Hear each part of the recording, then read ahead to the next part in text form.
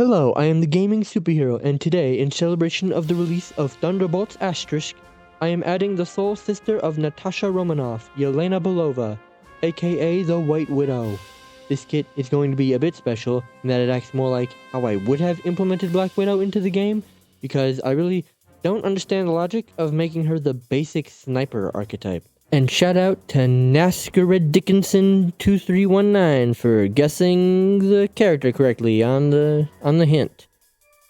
Took a few tries, but he got it in the end, and that's all you can ask. Good for him. But before that, Elena Bova, aka the White Widow, first appeared in Inhumans number 5, before Marvel tried to make them the replacement of the X-Men, and were allowed to do their own thing. We open with the military attacking a big glowing dome, where the Inhumans are inside deciding what to do about it. When we then cut to the Lady of the Hour. Feet first, because being a sick fuck is nothing new. Seriously, why isn't she wearing any shoes? She's meeting a contact to give him a really cool statue of Abraham Lincoln. It's like, got him on like a horse, and the dude's like begging at his feet. It's like super cool, guys. But, you can also take down the Inhuman shield, but, you know. She leaves by telling Bixby, which is the man's name, I don't think I mentioned that she is the Black Widow. So I guess the super spy is a filthy liar. Back to what the comic is supposed to be about, the Inhuman royal family fly off to meet with the United Nations about Atlan's sudden appearance. There is also a bunch of exposition around the Portuguese for some reason. But a baby in an orb arrives to the UN as the ambassador to Atlan, and asks that the military currently shooting at them be removed. They are not, but the US ambassador does give them the really cool Abe Lincoln statue before they leave. The comic then ends with the big shield being taken down by a lightning strike, which seems to be unrelated to the Abe Lincoln statue, despite that being explicitly why it was brought into the story, so I'm not really sure what's going on. But that is White Widow's first appearance. Nothing crazy, but also not unexpected for a character like this. It makes sense that they would first appear in a story with so much espionage and political turmoil, but don't nobody give a shit about that. Let's see how she would be added to the game. I made her a duelist because, of course. Her primary is twin pistols that fire precision shots. Pretty standard, nothing like crazy here. But I gave her a fun movement ability to grapple to any piece of terrain like Moon Knight. Only if he actually went the full way instead of halfway and launched himself into the air. That's not the fun part though. The fun part is that you can also attach it to an enemy to zip to them, throwing them to the ground, similar to Emma's grab, where it's just like really quick and doesn't do a whole lot of damage, but it does disrupt them. You can then combo this into her special melee, where after 3 consecutive melee hits, she will grab the opponent and choke them out with a garrote wire, depleting their health over time until they are dead, or Widow chooses to stop, or, you know, another enemy kills the Widow to free their teammate, making her very formidable in a melee fight. So definitely not the character to go against if you're a melee fighter like Iron Fist. Iron Fist should not engage a White Widow. I didn't give her a passive. Ability 1, Widow's Bite. Shoot a precision shot that damages and stuns an enemy. This is that little electric bit that Black Widow shoots at Black Panther in the Civil War movie. And, you know, uses it a lot of other times. I think mostly melee in other movies. That's the only time I can think of where it's a projectile. But very simple, but still something I'm surprised Black Widow doesn't have, given that, you know, it is such an iconic part of her kit in all of the movies. Uses them like every time she appears. But hey, that's why this is more of a reinvention for Black Widow through putting a very similar character in the game. Ability 2 is Spider's Smoke. Throw a grenade that creates an area of smoke that blurs enemy vision and increases the amount of damage they receive. So I guess it is more accurately tear gas than just smoke. Obviously only enemies within the smoke suffer from the debuffs, and I am unsure how intense the blur effect should be, but that can all be determined through playtesting.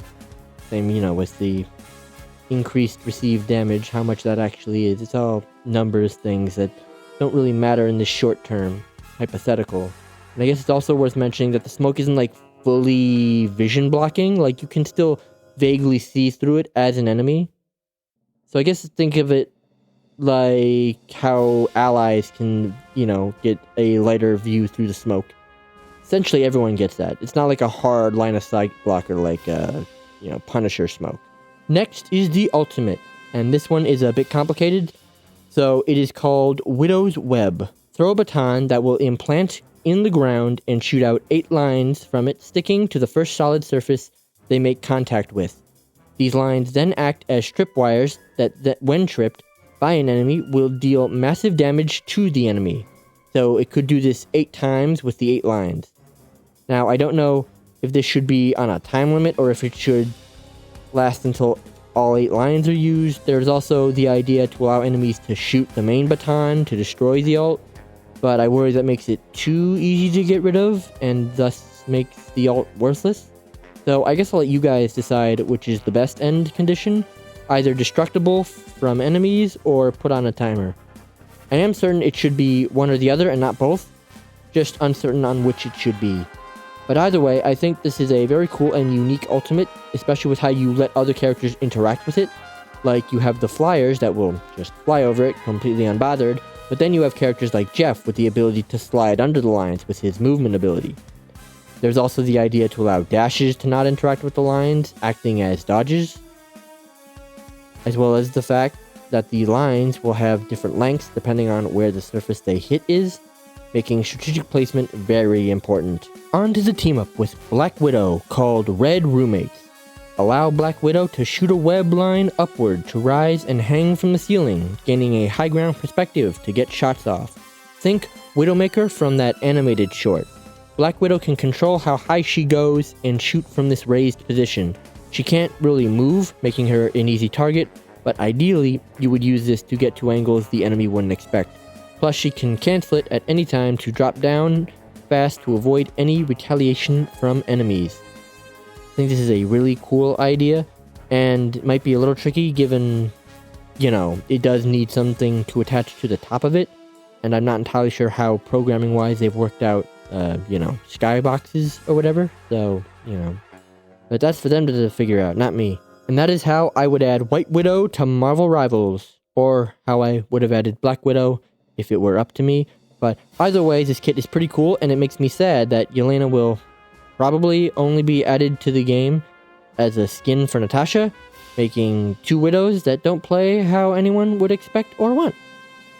I get you need a basic Widowmaker, type character, and sure, Black Widow fits that role the best out of the characters chosen for launch, but still, I definitely went for more of a disruptor type of character, closer to Sombra from Overwatch, where yes, she can get kills, but her primary objective is making the enemy team's life harder.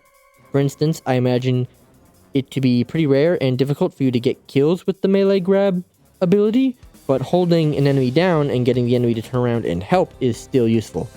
Add the tear gas and stun, and you have a very annoying backline disruptor, which I don't think currently exists in the game. We have plenty of dive and assassins, but none that are designed just to inhibit the enemy team's effectiveness beyond straight killing supports.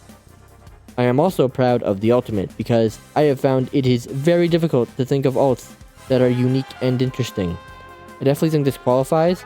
It also helps with how it fits the character fantasy, which was another thing I really wanted to focus on given the Black Widow kit does not.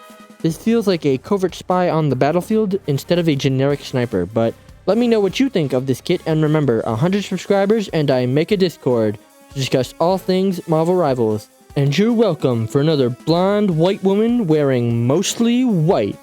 Let's go. All hail the Snow Bunny!